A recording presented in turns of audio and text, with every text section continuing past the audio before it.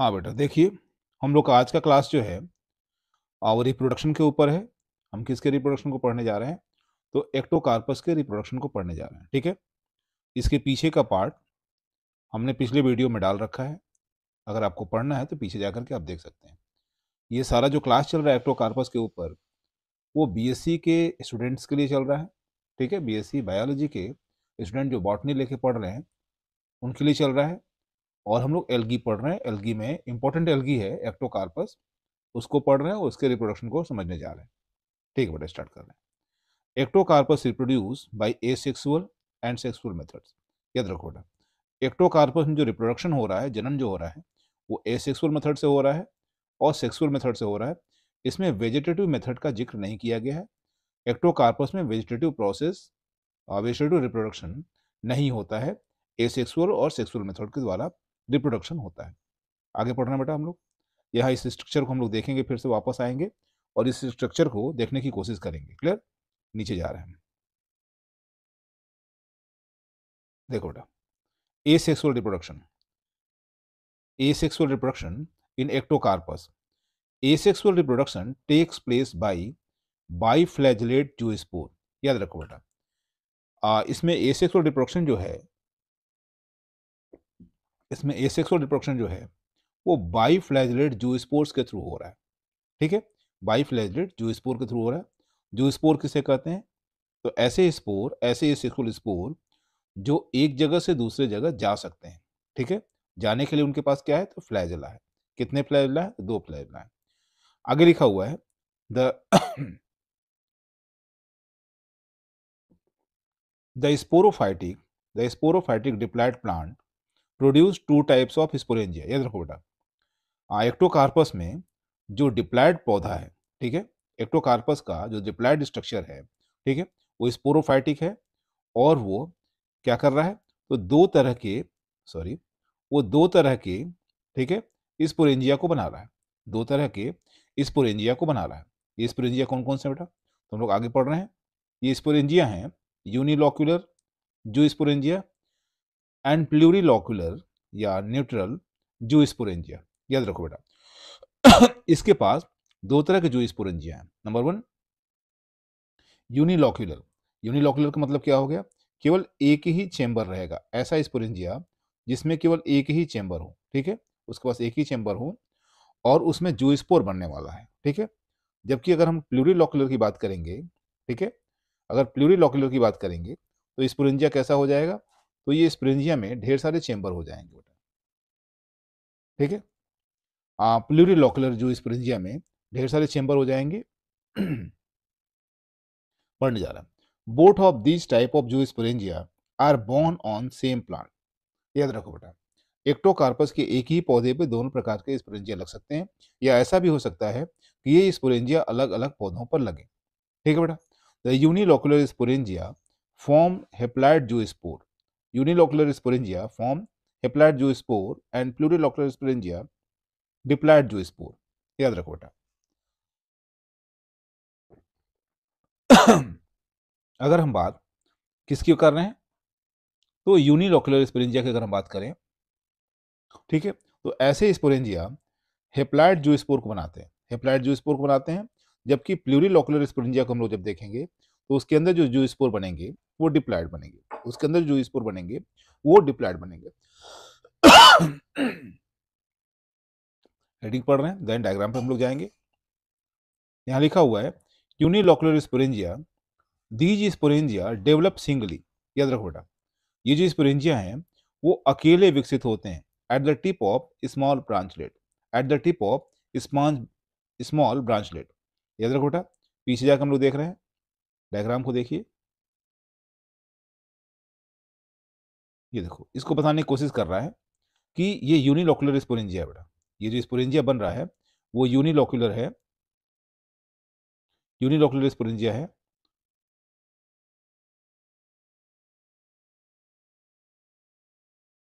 ठीक है। ये मेन फिलामेंट आपको दिखाई दे रहा है, clear, main filament.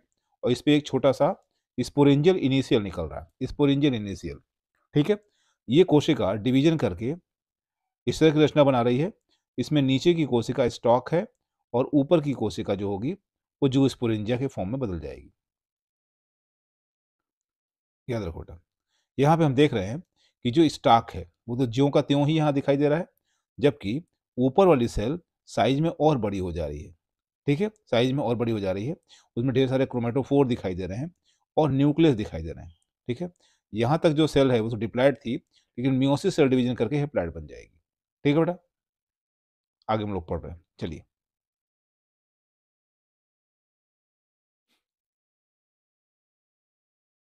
The terminal cell of ब्रांचलेट, याद रखो बेटा, वही बता रहा है। अभी आप देख रहे थे कि एक स्पोरेंजिया है और इसमें दो जो सेल बन रही है, इसमें टर्मिनल सेल, यानी ये सेल टर्मिनल सेल हो जाएगी। ब्रांचलेट की अगर बात करेंगे तो यहाँ से यहाँ तक का एक नया छोटा सा ब्रांच हो गया, छोटे ब्रांच को हम लोग ब्रांचलेट कहते हैं, और टर्मिनल सेल की बात की जा रही है। ठीक है, terminal cell of branchlet enlarges, वो बड़ा हो जाएगा, in size and function as sporangial initial. याद रखो बेटा, क्या बोल रहा है ये बोल रहा है कि जो टर्मिनल सेल है, ठीक है, ये बोल रहा है कि जो टर्मिनल सेल है terminal cell of branchlet enlarges in size and function as sporangial initial. ठीक है, जो छोटा ब्रांचलेट है, आप डायग्राम को और देखिएगा पॉज करके, जो छोटा ब्रांचलेट है उसके दूर की सेल जो है वो स्पोरेंजियल इनिशियल की तरह फंक्शन करने लग रही है और वो साइज में बड़ी हो जा रही है। The first division of diploid nucleus, याद रखो बेटा, अब स्पोरेंजियल इनिशियल जो है उसके न्यूक्लियस में पहला जो डिवीजन हो रहा है वो मियोटिक टाइप हो रहा है बेटा, मियोसिस हो रहा है, अर्धसूत्री विभाजन हो रहा है, and it is followed by mitotic division. याद रखो बेटा, पहला डिवीजन जो है वो मियोटिक है और उसके बाद क्या हो रहा है, बार बार माइटोसिस सेल डिवीजन हो रहा है। जैसे एक बार मियोटिक सेल डिवीजन हो गया तो अगर किसी सेल में टूयन है और मियोसिस हो जाएगा, दो सेल जो बनेंगी उसमें हाफ नंबर ऑफ क्रोमोजोम हो जाता है, और उसके बाद बार बार डिवीजन करेगा तो हाफ नंबर वाली ही सेल बनेंगी, एन नंबर वाली ही सेल बनेगी। ठीक है, इसी के बारे में बात किया जा रहा है। ठीक है बेटा, तो आगे हम लोग बढ़ रहे हैं। ठीक है, यहाँ देखो, the first division is diploid nucleus is meiotic and is followed by mitotic division. उसके बाद बार बार माइटोटिक डिवीजन हो रहा है, this result in formation of 32 to 64 cell. याद रखो बेटा, पहला विभाजन तो मियोसिस हो गया, उसके बाद जब माइटोसिस डिवीजन हो रहा है, एक बार डिवीजन होगा तो दो सेल बन जाएंगी मियोसिस वाली, और फिर उसके बाद जब डिवीजन होगा तो चार, फिर उसके बाद होगा तो आठ, देन उसके बाद 16, फिर 32 और 64। अब लिखा हुआ है हेप्लॉयड न्यूक्लियाई। देखो बेटा, ढेर सारे न्यूक्लियस उस स्पोरेंजिया में बन गए हैं, लेकिन अभी वो सेल में नहीं कन्वर्ट हुए। The haploid nuclei, the nuclear division are not accompanied by wall formation. याद रखो बेटा, न्यूक्लियर डिवीजन तो हो गया, लेकिन न्यूक्लियस के चारों तरफ वॉल नहीं बना, मेम्ब्रेन नहीं बना, and and such the sporangium remain unilocular, और पूरा पूरा जो स्पोरेंजियम है, अभी भी पूरा का पूरा स्पोरेंजियम एक ही चेंबर का बना हुआ है। ठीक है, उसमें ढेर सारे न्यूक्लियस हैं, 32 से 64 न्यूक्लियस हैं, लेकिन ये न्यूक्लियस वो सब के सब एक ही स्पोरेंजियम के अंदर पैक पड़े हुए हैं। ठीक बेटा, सारे एक ही सेल के अंदर पैक पड़े हुए हैं। The protoplast of sporangium divides into many segment. याद रखो बेटा, 32 अगर न्यूक्लियस बन गए हैं तो प्रोटोप्लास्ट भी 32 हिस्सों में बढ़ जाएगा। Many segment as the number of nuclei, जितने न्यूक्लियस होंगे उतने सेगमेंट में बढ़ जाएगा। द ईच सेगमेंट मेटामार्फोस, अब जितने न्यूक्लियस थे उतने ही प्रोटोप्लाज्म बढ़ गया, और हर सेगमेंट जो था वो कायांतरण द्वारा, मेटामॉर्फोसिस मतलब होता है कायांतरण, कायांतरण द्वारा पायरीफॉर्म, पायरीफॉर्म मतलब होता है नाशपाती नुमा, पायरीफॉर्म यूनिन्यूक्लिएट जू स्पोर बदल जाता है बेटा। हर segment each segment metamorphose into pyriform uninucleate zoospore. याद रखो बेटा, हर सेगमेंट, सारे सेगमेंट क्या करेंगे, मेटामार्फोसिस करेंगे, और मेटामार्फोसिस करके क्या बनाएंगे, पायरीफॉर्म यानी नाशपाती नुमा एक केंद्रक वाले, यूनिन्यूक्लियर मतलब एक केंद्रक वाले जू स्पोर को बना लेंगे बेटा, एक केंद्रक वाले जू स्पोर को बना लेंगे। आगे चल रहे हैं। The zoo spore is a the zoo spore is a sorry the zoo spore has जू स्पोर के पास एक क्रोमेटोफोर होता है बेटा, जू स्पोर के पास एक क्रोमेटोफोर होता है और एक आई स्पॉट होता है। एक क्रोमेटोफोर होता है और एक आई स्पॉट होता है, क्रोमेटोफोर पढ़े हो, जो जेंथोफिल वगैरह रख रहा है। और आई स्पॉट ऐसी रचना है जो लाइट को सेंस कर लेती है, जो प्रकाश को समझ जाती है, प्रकाश कहाँ है कहाँ नहीं है। ठीक है बेटा, आगे बढ़ते हैं। The two flagella are laterally inserted, याद रखो बेटा, the two flagella are laterally inserted are unequal. देखो बेटा, जब जू स्पोर को पढ़ोगे तो जू स्पोर में जो दो फ्लैजला रहेगा वो बगल से लगा रहेगा, बगल से लगा रहेगा, और एक का साइज बड़ा और एक का साइज छोटा होगा, एक का साइज बड़ा और एक साइज का साइज छोटा होगा।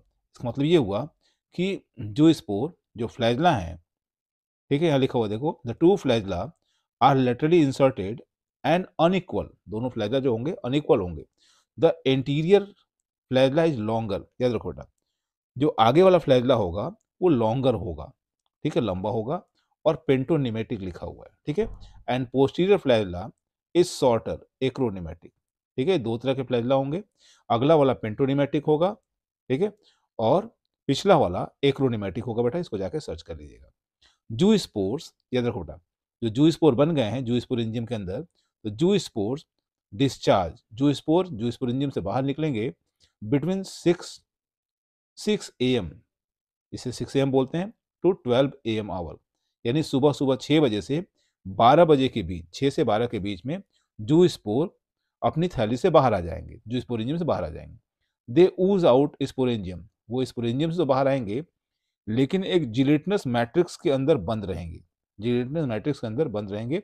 यह जिलेटिनस मैट्रिक्स छोटे छोटे से छिद्र द्वारा, यानी जू स्पोरेंजियम के सिर पर उपस्थित एक छोटे से छिद्र द्वारा बाहर आ जाएगा। After their discharge remain in a spherical mass.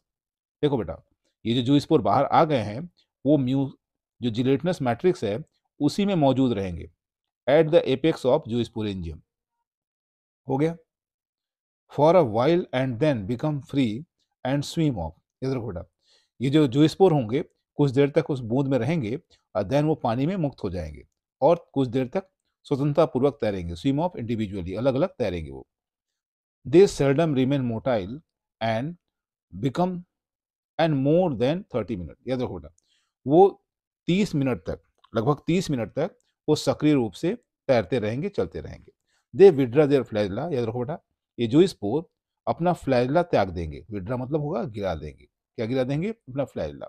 They withdraw their flagella and attach themselves to the substratum, याद रखो बेटा, जो स्पोर है वो अपना फ्लैजला तो विड्रा कर देगा, अपना फ्लैजला विड्रा कर देगा, उसके बाद क्या करेगा, अटैच देमसेल्फ, खुद को चिपका लेगा, किस चिपका लेगा, तो सबस्ट्रेटम चिपका लेगा, आधार चिपका लेगा।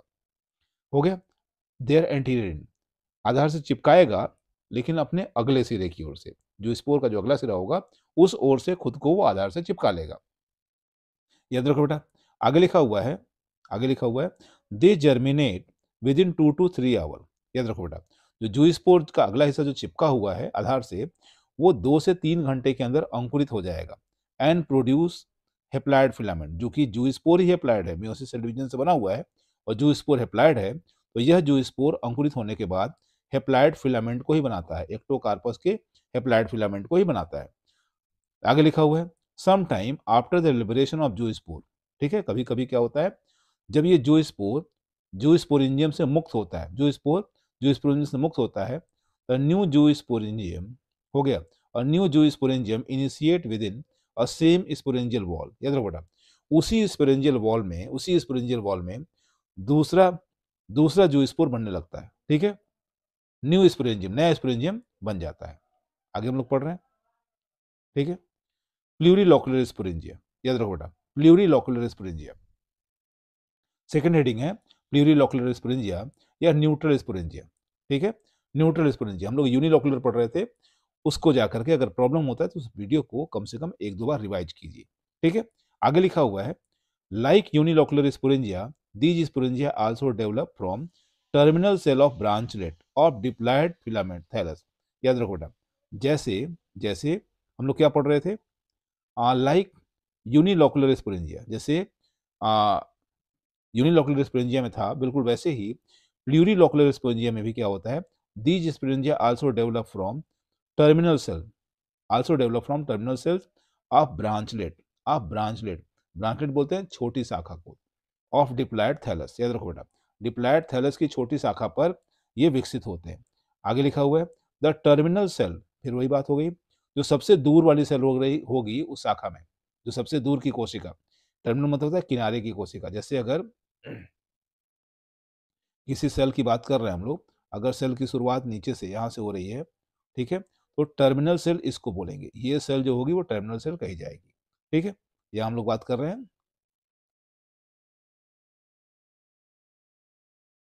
ठीक है, यहाँ बात कर रहे हैं the terminal cell which act as sporangial initial, याद रखो बेटा, उसमें जो टर्मिनल सेल होगी वो स्पोरेंजिया को बनाने वाली सेल की तरह कार्य करेगी, स्पोरेंजियल इनिशियल की तरह कार्य करेगी। इनलार्जेस एंड बिकम स्फेरिकल, वो साइज में बड़ी हो जाएगी और गोलाकार हो जाएगी। एंड एक्यूमुलेट न्यूमरस क्रोमेटोफोर, याद रखो बेटा। फिर बोल रहे हैं टर्मिनल सेल क्या कर रहा है, terminal cell which act as sporangial initial, ये स्पोरेंजियल इनिशियल की तरह काम करेगी, वो साइज में बड़ी हो जाएगी, इनलार्जेस एंड बिकम स्फेरिकल, और गोलाकार हो जाएगी। एंड एक्यूमुलेट, ठीक है, गोल होने के साथ साथ वो ढेर सारे क्रोमेटोफोर एक्यूमुलेट कर लेगी, उसके अंदर ढेर सारे क्रोमेटोफोर रहेंगे। याद रखो बेटा, the sporangial initial now undergoes repeated transverse and vertical division, याद रखो बेटा, जो स्पोरेंजियल इनिशियल है वो बार बार ट्रांसवर्स विभाजन करेगा और वर्टिकल डिवीजन करेगा। जैसे हम एक डायग्राम बनाने की कोशिश कर रहे हैं, आप उसको समझने की कोशिश कीजिए। जैसे स्पोरेंजियल इनिशियल अगर इस तरह है, ठीक है, तो बार बार वो ट्रांसवर्स डिवीजन करेगा, ट्रांसवर्स डिवीजन मतलब इस तरह डिवीजन, क्लियर। और इसके साथ साथ अगर वो वर्टिकल डिवीजन कर रहा है ये, तो ढेर सारे क्यूबिकल बन जाएंगे। याद रखो बेटा, अगर इस तरह का डिवीजन हो गया, ठीक है, इसने क्या लिखा हुआ है, transverse and vertical division, transverse division and vertical division, forming as many as 660 cubical cells arrange in definite tiers. याद रखो बेटा, 660 क्यूब नुमा कोशिकाएं बन जाएंगी, इस तरह के विभाजन से 660 क्यूब नुमा घनाकार कोशिकाएं बन जाएंगी। घन समझते हैं आप लोग, ठीक है, ऐसे घनाकार कोशिकाएं बन जाएंगी इस तरह की।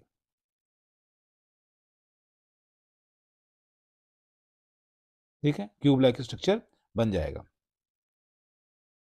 हो गया, this multicellular structure is known as plurilocular sporangia. याद रखो बेटा, ये जो संरचना बन गया है, ये जो संरचना बन गया है, इसी को प्लूरिलोकुलर स्पोरेंजिया कहा जा रहा है, इसी को प्लूरिलोकुलर स्पोरेंजिया कहा जा रहा है। Each diploid uninucleate cell of sporangium produce a single biflagellate zoospore. याद रखो, थोड़ा सा समझने की जरूरत पड़ रही है। यहाँ पे क्या बोल रहा है कि प्रत्येक प्रत्येक डिप्लॉयड यूनिन्यूक्लिएट, यानी 2n, डिप्लॉयड मतलब होता है 2n double set of chromosome उसके पास होगा, cells, cell of sporangial sporangium produce single biflagellate, याद रखो बेटा, प्रोड्यूस सिंगल बाइफ्लैजेलेट जूस्पोर। यानी वहां पर हम लोग जब यूनिलोकुलर को पढ़ रहे थे, ठीक है, यूनिलोकुलर को पढ़ रहे थे, तो हेप्लाइड हेप्लाइड जूस्पोर बन रहे थे, लेकिन जब प्लूरिलोकुलर को पढ़ रहे हैं तो डिप्लॉयड जूस्पोर बन रहे हैं। ठीक है, इसको ध्यान रखिएगा। आगे हम बात कर रहे हैं, ठीक है, आगे the only different the only difference between zoospore produced by unilocular and plurilocular sporangia is that केवल जो अंतर है, ओनली डिफरेंस, एक अंतर जो है, किसके किसके बीच एक अंतर है, zoospore produce by unilocular and plurilocular, zoospore produce by unilocular and plurilocular sporangia is that the former are haploid and later are diploid. Former मतलब क्या हो गया बेटा, यूनिलोकुलर, यूनिलोकुलर जो है वो हेप्लाइड है, प्लूरिलोकुलर जो है वो डिप्लॉयड है। ठीक है, बस यही अंतर है, बस यही अंतर है दोनों स्पोरेंजिया के बीच में, बस यही अंतर है दोनों स्पोरेंजिया के बीच में। ठीक बेटा, आगे पढ़ रहे हैं the mature zoospore are liberated from sporangium by terminal और लेटरल पोर। याद रखो बेटा, प्लूरिलोकुलर स्पोरेंजिया में जो मेच्योर जूस्पोर्स हैं, जो मेच्योर जूस्पोर्स हैं वो निकलेंगे, लिबरेट मतलब मुक्त होना, स्वतंत्र होना। कहाँ से होंगे, तो स्पोरेंजियम से, किसके द्वारा, तो पोर बनेगा, पोर, कहाँ पोर बनेगा, तो टर्मिनल यानी सबसे दूर वाले सेल के पास, दूर वाले स्ट्रक्चर के पास, या बगल से ही पोर बन जाएगा। ठीक है, बगल से ही छिद्र बन जाएगा और उससे ये स्पोर मुक्त हो जाएंगे। आगे हम लोग पढ़ रहे हैं दे रिमेन मोटाइल। याद रखो, जो जो स्पोर निकल रहे हैं वो 3 से 5 घंटे तक आराम से चलेंगे, तैरेंगे पानी में, and then germinate to form diploid asexual thallus. याद रखो बेटा, जो कि ये जो स्पोर्स हैं जो प्लूरिलॉक्युलर स्पोरेंजिया के हैं वो डिप्लॉयड हैं। ये जो स्पोर्स हैं वो डिप्लॉयड है, यहाँ पे लिखा हुआ है। सो ये डिप्लॉयड एसेक्सुअल थैलस को बनाएंगे। जर्मिनेट होने के बाद 3 से 5 घंटे तक आराम से ये तैरेंगे और उसके बाद जर्मिनेट होकर के नए थैलस को बनाएंगे। आगे लिखा हो बेटा, at maturity these thalli bear both. याद रखो, ऐसे जो डिप्लॉयड एसेक्सुअल थैलस होंगे वो मेच्योर होने के बाद, ठीक है, दोनों तरह के स्पोरेंजिया रखेंगे, यूनिलोकुलर स्पोरेंजिया भी रखेंगे और प्लूरिलोकुलर स्पोरेंजिया भी रखेंगे। फिर से, एट मेच्योरिटी, जब ये परिपक्व हो जाएंगे डिप्लॉयड वाले, maturity these thallus bear both both unilocular and plurilocular sporangia. आगे लिखा हुआ है, thus diploid zoospore help only, thus diploid zoospore help only in the multiplication of sporophyte, multiplication of sporophyte। याद रखो बेटा, डिप्लॉयड जूस्पोर का केवल एक ही काम है, डिप्लॉयड जूस्पोर का केवल एक ही काम है कि वो संख्या बढ़ाने में मदद कर रहा है, स्पोरोफाइट के नंबर को बढ़ाने में, ठीक है, मल्टीप्लिकेशन करने में हेल्प कर रहा है। आगे लिखा है, they do not play, they do not play, they do not play any part of alternation of generation. ठीक है, पीढ़ी एकांतरण में डिप्लॉयड जूस्पोर का कोई रोल नहीं है, पीढ़ी एकांतरण में डिप्लॉयड जूस्पोर का कोई रोल नहीं है। आगे हम लोग पढ़ने जा रहे हैं बेटा, ये वीडियो थोड़ा लंबा हो रहा है, इसको खत्म करेंगे। The formation of unilocular and plurilocular sporangia by a special effect, ठीक है, sorry, by species in affected. ठीक है बेटा, जो फॉर्मेशन होता है यूनिलोकुलर स्पोरेंजिया का और प्लूरिलोकुलर स्पोरेंजिया का by species is affected by temperature. ठीक है, कैसे ये बन रहा है, तो अगर कोई जाति है जो तापमान से प्रभावित होती है या पानी के खारेपन से प्रभावित होती है, ठीक है, एग्जाम्पल लिखा हुआ है, एक्टोकार्पस सेलिक्यूलोलस, सेलिक्यूलोसस, ठीक है, produce unilocular sporangia at 13 degree centigrade. हो गया, प्लूरिलोकुलर